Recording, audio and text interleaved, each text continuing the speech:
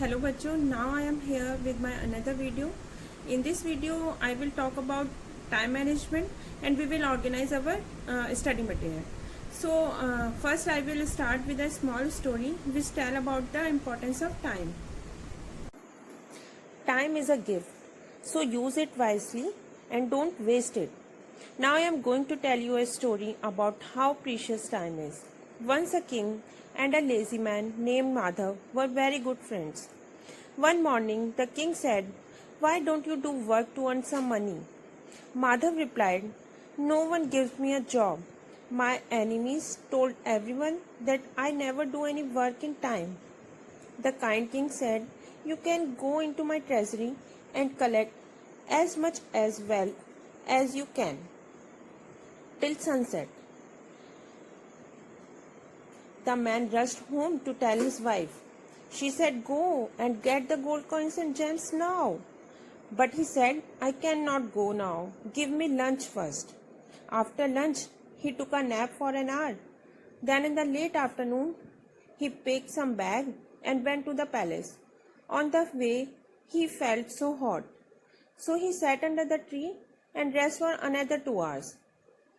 After that, he got up to go, but saw a man performing magic. He stopped to watch this for an hour. When he reached the palace, it was already time for sunset. The palace gates had been shut, so he had lost a golden chance because he had not learned the value of time.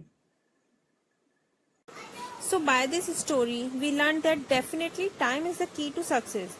Time is one of those precious things that has the power to turn you into a rich person or a beggar at the same time. All that you need to do is to take control over you. It is the most valuable coin in your life, and you being the owner must determine how, where and when to spend it. So just like each one of us get only 24 hours a day, time management is something that is important for every living being in order to follow the path of success. So what is time management? Time management is the process of organizing and planning how to divide your time between specific activities. Good time management enables you to work smarter. Benefits of time management. By effective time management, we can deliver work on time and it's provide a better quality of work. We will be more productive and efficient. We get more free time, which improved our quality of life. We will have more opportunities and career growth. By this, we will feel more confident and surely reach our goal. Now some time management tips. First of all, create a schedule or timetable and set priorities and try to follow your timetable very strictly. Now avoid procrastination. Means हमें आज का काम कल पर नहीं टालना चाहिए और हमें समय से अपना काम कंप्लीट करना चाहिए. Now रिमूव डिस्ट्रैक्शंस, जैसे आईपैड है, मोबाइल गेम्स है या ऐसी जो चीजें जो आपको डिस्ट्रैक्ट करती है, हमें उनसे दूर रहने की कोशिश करनी चाहिए. Stop multitasking. एक साथ ज्यादा काम करने से हमारी एनर्जी जल्दी ड्रेन होती है, तो हमें एक टाइम पर एक ही काम कंप्लीट करना चाहिए. इससे हम अपनी एनर्जी को अच्छे से यूज कर सकते हैं. Try to organise yourself so that you can easily access what you want. Have break and refresh your mind. Reward yourself when you do something good. And don't forget to allow yourself for fun activities and for exercise to relieve stress.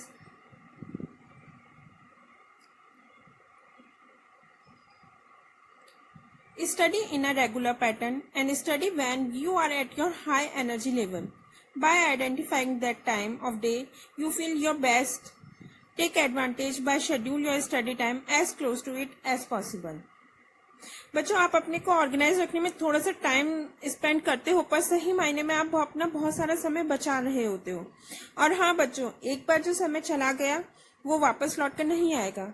So use every bit of time so wisely.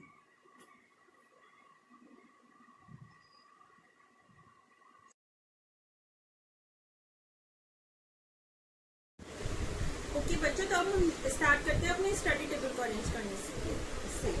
जैसे कि आप देख रहे हैं कि मैं ये study table arrange करना चाह रही हूँ, लेकिन उससे पहले मैं ये कहना चाहती हूँ कि हो सकता है कुछ बच्चों के पास स्टडी हो, तो हमारे घर में कोई टेबल होगी या हमें किसी कबर्ड की कोई शेल्फ हमें मिल जाएगी अपना अरेंज करने के लिए, तो उसके लिए तब हम कैसे अरेंज करेंगे। तो उसके लिए आप जैसे कि यहाँ देखेंगे मैंने सामान अरेंज करके रखा है, जैसे वही सेम मेरा पुराना फॉर्मूला कि हम सबसे पहले अपनी हर चीज़ को एक कैटेगरी में डिवाइड करेंगे, उसके बाद हम उसको अरेंज करेंगे।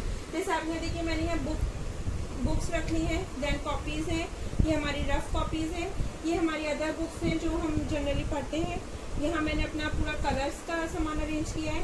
ये हमारे जनरल छोटे छोटे पेंसिल बॉक्स हैं, अपना सामान को अरेंज करके रखने के लिए छोटी छोटी चीज़ें, जैसे हमारे ग्लिटर है या कि स्टिकर्स हैं और कुछ भी हमारा छोटे क्राफ्ट से रिलेटेड या कैसे भी हमारा जो भी सामान रहता है उसको हम अलग अलग पेंसिल बॉक्स में रखा है। जनरली कोशिश करनी चाहिए कि हमारे जो भी पुराने पेंसिल बॉक्स वगैरह हैं हम उनको थ्रो ना करें, और जनरली हमें रिटर्न गिफ्ट्स में भी बहुत पेंसिल बॉक्स मिल जाते हैं, तो हम उनको इस तरह से यूज़ कर सकते हैं। उसके अलावा मैं यहाँ ये कहना चाहूँगी कि जैसे ये रफ कॉपीज़ आप देख रहे हैं, जनरली स्कूल्स में क्या होता है कि पुरानी क्लास में हमारी कुछ कॉपीज़ ऐसी होती हैं जो पूरी तरह से यूज़ नहीं हुई होती हैं या उसमें पेजेस बच गए होते हैं, तो उनको हम एज अ रफ वर्क अपना यूज़ कर सकते हैं। जैसे कि हमने बुक्स का एक स्टैक तो लगा लिया है, लेकिन अब हमें अगर सपोज करिए फिजिक्स की बुक लेनी है तो हमें पहले ढूंढना पड़ेगा कि हमारी फिजिक्स की बुक है। इस चीज़ से बचने के लिए हम इसको एक ऑर्डर में अरेंज कर लेंगे, जैसे कि अल्फ़ाबेटिकली ऑर्डर अरेंज कर लें, या आप साइज़ के अकॉर्डिंग अरेंज करना चाहते हैं तो साइज़ के अकॉर्डिंग अरेंज कर लें। पर आई प्रेफर कि हम अल्फ़ाबेटिकल ऑर्डर से अरेंज करें। जैसे कि सबसे पहले हम आर्ट की बुक रख रहे हैं, then bio, then chemistry, then computer, then English, then Hindi. तो इससे हमें क्या फ़ायदा रहेगा कि हमें पता रहेगा कि हमारे इस ऑर्डर में अरेंज है, तो उसको हमें एक्सेस करने में इजी रहेगा। ऐसे ही हम कॉपीज़ को अरेंज कर लेंगे अल्फ़ाबेटिकली ऑर्डर से। और अब आप ये देखिए, जैसे ये मैंने ये कप है, ये भी जनरली बच्चों को रिटर्न गिफ्ट में मिल जाते हैं। इस टाइप के कप्स में हमारे घर में कुछ होते हैं जो पुराने हो जाते हैं, यूज़फुल नहीं रहते हैं अपना, तो इनको भी हमने अलग अलग उसमें, एक में स्केच पेन्स रखनी है, एक में पेंसिल कलर्स रखनी है, एक में हमने पेन, पेंसिल एंड ब्रशेज रखनी है। आप कुछ डेकोरेट भी कर सकते हैं। और एक चीज़ और मैं ये कहना चाहूँगी, ज़रूरी नहीं है कि हम सबके पास बास्केट हो, तो हम और भी चीज़ों से, जैसे हम ऑनलाइन शॉपिंग करते हैं तो हमारे पास ऑनलाइन शॉपिंग में भी बहुत सारे बॉक्सेस आ जाते हैं, या हमारे घर में पुराने शू बॉक्सेस होते हैं, उनको हम डेकोरेट करके भी आप बास्केट की तरह डेकोरेट करके बास्केट जैसा यूज़ कर सकते हैं।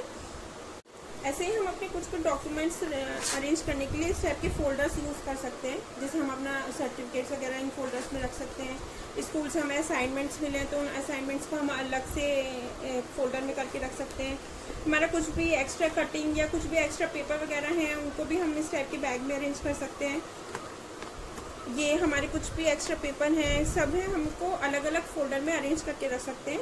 तो हम एक प्रॉपर अरेंजमेंट करेंगे तो उससे हमारा टाइम भी बचेगा और हमें पता भी रहेगा हमारा सामान कहाँ रखा है, उसको हमें इजीली एक्सेस करने में हेल्प मिलेगी।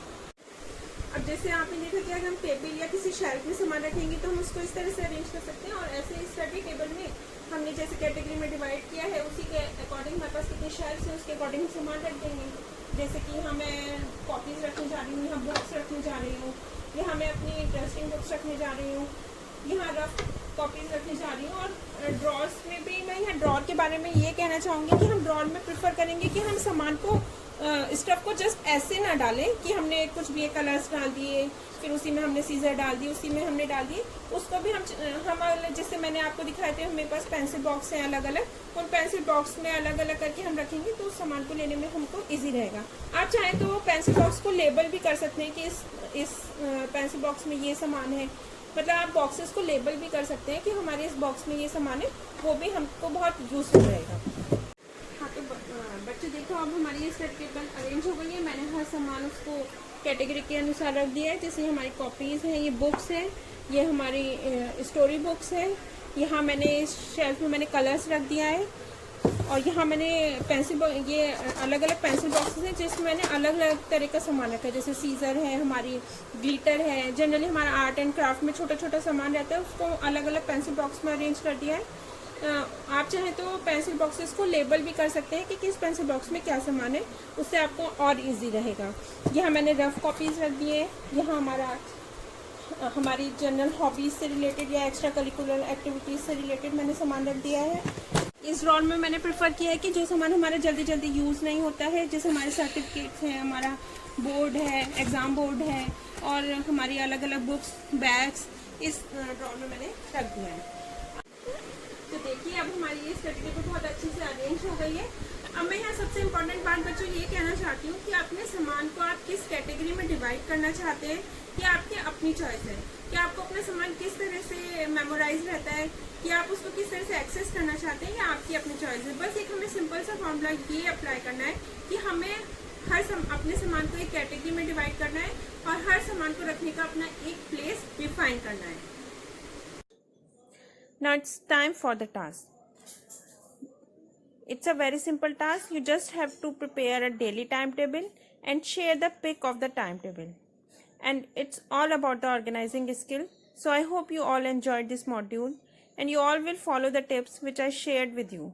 And I know you all will do a very good job. Bye.